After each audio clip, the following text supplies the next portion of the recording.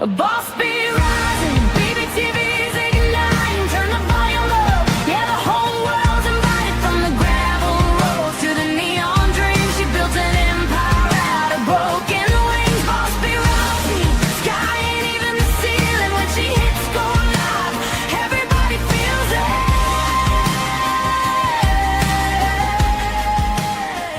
She's the queen of the comeback. There is a fascinating thing that happens when your children grow up and have children of their own. You think you've finally reached the part of parenting where you're going to relax a little. Maybe drink your coffee while it's still hot. Perhaps occasionally make a plan that doesn't require checking six other people's schedules. Then your phone rings. Somebody needs a ride. Somebody needs a babysitter. Somebody's car won't start. They forgot something. They had to work late. Somebody needs $20 until Friday. And somehow the woman who finally got all of her own children grown has been promoted to director of family emergency services without applying for the position. Listen, tonight we're asking a question for grandparents everywhere. When did grandma loves helping become grandma is always available? Let's find out. Need advice? Ask a bee. The answers may not be perfect, but they'll be entertaining. Submit your letters and let Bee mind your business for a while. Yes, by all means, let B mind your business for a while. Welcome back to Ask a Bee and the final night of our week talking about parenting adult children. Now, we've talked about helping out rescuing, giving advice, they may completely ignore, uh, learning where grandma belongs when our children become parents themselves. And last night we stopped everything, absolutely everything, to celebrate the adults our children have become. Mine in particular, since it was his birthday. But tonight we're ending this week with something every parent of grown children eventually has to figure out: boundaries. Because loving your adult children and grandchildren doesn't mean you stopped having a life when they started theirs. Grandma may absolutely be part of the village. The question is whether anybody remembered to ask Grandma before they built the village around her schedule. Well, let's check out this letter we got today. All right, here we go. Dear B, I love my children and absolutely adore my grandchildren. If one of them genuinely needs me, there isn't much I wouldn't do to help. I love spending time with the grandkids. I don't mind helping with rides when I can, and I've certainly helped my grown children through difficult situations. That's what family does. But lately, I've noticed something that is starting to bother me. Somewhere along the way, asking whether I'm available seems to have turned into assuming I am. I'll get a phone call saying, "Can you watch the kids tomorrow?" When what they really mean is, "We already made plans and now we need you to watch the kids tomorrow." Mm. Somebody needs a ride, and apparently the transportation plan is grandma. School closes unexpectedly, pardon me, and suddenly everybody is looking in my direction. And because I've usually said yes in the past, I think my family has started hearing my previous yeses as one enormous permanent yes that never expires. The difficult part is that I genuinely want to help. That's what makes getting or setting a boundary feel so uncomfortable. If I say no because I'm tired, I feel guilty. If I already have plans, I start wondering whether my plans are important enough to justify saying no. Sometimes my plan is literally staying at home and doing absolutely nothing. And apparently, I've convinced myself that doing nothing doesn't count as having plans. Meanwhile, my adult children have jobs, relationships, responsibilities, and lives that I respect. Why do I sometimes have trouble remembering that I had those things too? I raised my children. I worked. I sacrificed. I rearranged my life around theirs for years because that was my job when they were little. Now they're grown, but somehow I still feel selfish when I don't immediately rearrange everything when one of them needs something. Mm. And then there are the grandchildren, which is where every ounce of common sense I possess becomes unreliable. Because if my grown child asks me for something, I can occasionally say no, put one of those grandchildren babies on the phone, and apparently negotiations have ended. But I also don't want resentment creeping into something I genuinely love. I don't want spending time with my grandchildren to start feeling like an obligation because everybody assumes grandma will always be available. I want to help because I choose to help, not because the family schedule quietly depends on me never saying no. Not a bad request. So, how do you stay involved, supportive, and dependable without becoming everybody's automatic backup plan? How do you tell the people you love, yes, you can count on me, while also making it clear that counting on me and scheduling my life for me are two completely different things? Signed, apparently, I'm the backup plan. Okay, backup plan. Let's talk. So, there is a difference between being dependable and being permanently available. Okay. Being a person that your family can count on is something to be proud of. It means you've built relationships where people know you'll show up, right? When something truly matters. But dependable doesn't mean accessible 24 hours a day, 7 days a week.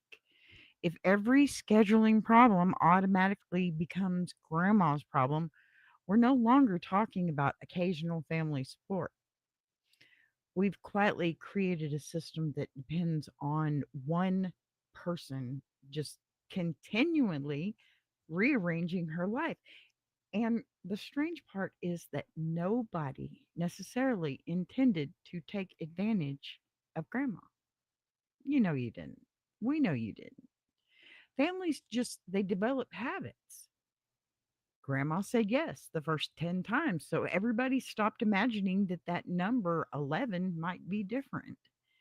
Sometimes boundaries are necessary because, come on, people are deliberately disrespectful, but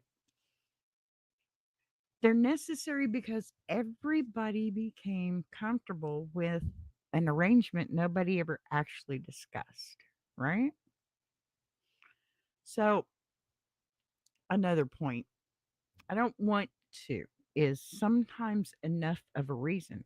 I don't want to. I'm sorry, I'm tired. I don't want to. It's okay to say those things, because you do have a life, right? And you're tired, and people get tired. This may be one of the hardest things for parents and grandparents to accept. We think saying no requires evidence.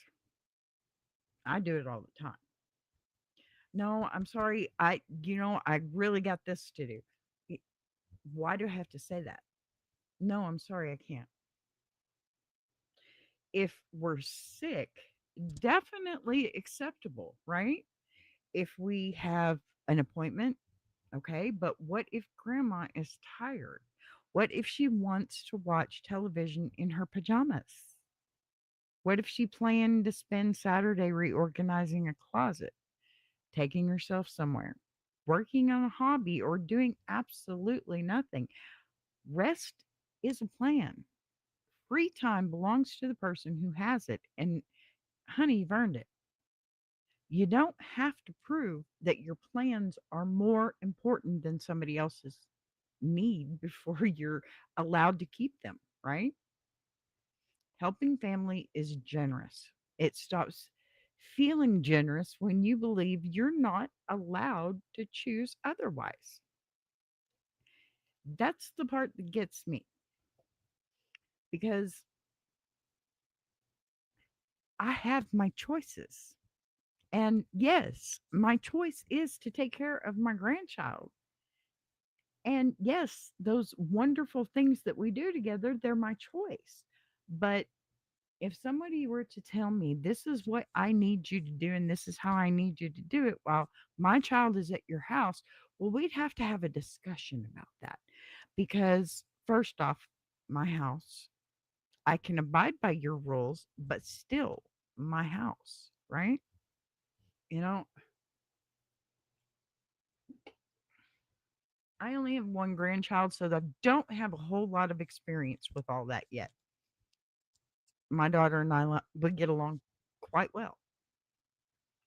And I listen to her, she listens to me. We go back and forth about what we're doing with her daughter, and it's good because we communicate. I think that's the most important thing. And see, knowing that there might be an issue, we've walked into this with communication. That is the biggest thing you've got to do is find the communication. You've got boundaries, you can have those. Just communicate them, right? Because if you're not talking about these things, then all you're doing is throwing up walls. It's not a boundary, it's a wall, a full on brick wall. And people get hurt with those, plain and simple. Grandchildren can turn a perfectly functional boundary into mush, too. There is not very many times that I say no to my children about my grandchild because I just want to be grandma. And I'm happy being grandma. It's honestly one of the best things that's ever happened to me. Having my children was one of those things too. And watching them have their children is another one of those things.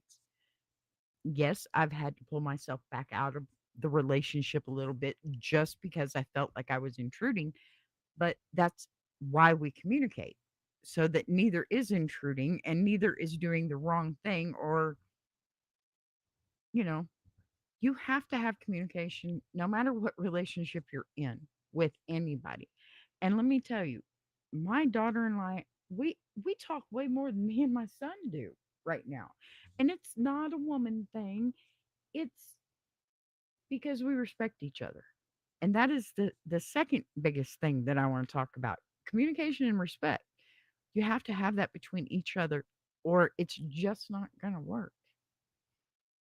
Saying no to your grown child is one thing, but saying no when you know that decision affects your grandbaby can feel completely different. That's exactly why grandparents can become the automatic solution without anybody deliberately planning it. And nobody's putting any blame here either, okay? I'm not an expert, I'm just a mom and a grandma. But it's been my experience that we are better because we talk. You know, sure, there are some times that I feel like something's been planned without actually asking me, but if it bothered me, I know I could go and say something. So if it does, I will. And there won't be any consequences for that because it's communication and respect. And we don't do ugly, not when it comes to the grandbaby. You just don't do ugly. Nobody needs to do ugly for anything. But when it comes to those grandbabies, you need to be extra special careful because you don't want to lose that child because mama or daddy are mad at you either. And that is a factor. That is something they can do. And no, I'm not saying that it's a good thing because it's not. I don't think you should punish the child that way, but it'll happen sometimes. Look, grandma doesn't want the child inconvenienced, disappointed, or caught in the middle of an adult scheduling problem. So she steps in again and again and again. Eventually, everybody knows which button works. But loving grandchildren, it doesn't require solving every logistical problem surrounding all of them. I mean, I have one grandbaby right now, and the logistics are kind of fun, but not a pain in the ass. Okay. It's manageable. In fact, preserving the joy in that relationship, it may require protecting some separation between grandma, what wants the kids today, and grandma has the kids because every day else or everybody else made plans, right? I don't mind having my granddaughter as often as I do. It's not a problem for me because they're helping us out with something, so we're helping them out with something. That's respect. That's the respect. Okay. Grandchildren should get a grandmother who is excited to see them, not one who feels or loves them, not one who loves them deeply, but is quietly exhausted from being, permanently on call. And sometimes that happens even with me, my granddaughter is here every other weekend and I have her at least 3 days a week. And I'm okay with that. But sometimes I'm a little tired because I work too, trying to get this channel off the ground, all these different things. But here I am, still doing as much as I can to try to be grandma. And I'm always going to do that. But I can't be permanently on call. And they know that and respect it. That's communication and respect. If I have something I need to do, they'll switch weekends with me. If they have something they need to do, I'll switch weekends with them. Mutual communication and respect. There's nothing wrong with that. There's nothing wrong with that. And sometimes the boundary problem, it really does start with us. And this one might sting a little. If we've spent years saying, call me anytime, of course I'll do it. Grandma's always there. The answer's never going to be no, because I've said that myself. And rearranging everything without ever saying when something was inconvenient. Our adult children may genuinely believe the arrangement works for us. People can't respect boundaries that you've never communicated. Then one day, grandma is furious because everybody assumes she'll help and everybody else is confused because grandma has always volunteered. That doesn't mean you're stuck with the arrangement forever. It means changing it may require a conversation instead of an explosion. And again, had you communicated your feelings together between the two of you, or three of you, or however many. I'm sorry, my fan is blowing my hair everywhere. The fact of the matter is, if you would just communicate respectfully, all those problems get solved. It, you don't want the explosion. I love helping you, but I need more notice. Ask me before making the plan. I can help Tuesday, but not Wednesday. Boundaries don't have to sound like rejection. Sometimes they're simply information people should have received sooner. So I guess the ruling is grandma part of the village or did the village put her on the payroll? Never on the payroll, obviously. But families are supposed to help each other. There will absolutely be emergencies when everybody drops what they're doing because someone genuinely needed them. But everyday life cannot constantly operate like an emergency. So, where is the line between being an involved parent and grandparent and becoming the infrastructure holding everybody else's schedule together? If grandma says, or grandma saying no once causes the entire family system to collapse, was grandma ever really helping, or had everyone quietly become dependent on her availability? And maybe the biggest question is this: we can teach our grown children that they can always come to us when they truly need us, while also teaching them that loving mom doesn't mean owning mom's time or grandma's time, right? Seriously. So maybe the healthiest family isn't where one where nobody ever needs anybody, right? Maybe it's one where people can ask for help without expecting it, give help without resenting it, and say no without everybody treating it like a declaration of war. Grandma can be the village, but grandma can be the emergency contact too. Grandma can absolutely show up with snacks, rides, hugs, and whatever else the situation calls for. But grandma is also a person with her own plans and responsibilities, energy, and life.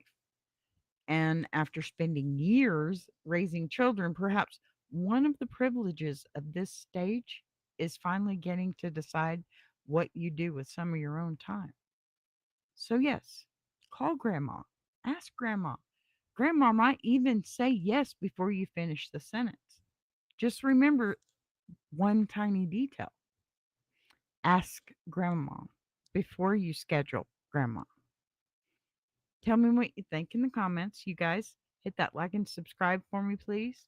Hey, are grandparents supposed to be the family's automatic backup plan, or does the village need to check grandma's calendar too? Hmm? Well, I didn't hear nothing in those comments out there, but listen, you guys, I'm really glad you were here, and I really hope you have a wonderful Friday night and Saturday evening. I'll talk to y'all soon. Go check out my Tuber chat buds. Word up. I'll buzz you later. Bye bye. I want to take a minute to shout out TuberChat. If you're a creator who's tired of surface level advice, yet says, and actually wants to understand how YouTube works, that's the space. It's real conversations with real creators who are in the trenches building channels, testing ideas. No posturing, no gatekeeping, no fake guru energy, just people sharing what's working, what isn't, and why. If you're serious about growing, learning, and not doing this alone, check out TuberChat. The link is in the description. Boss be right.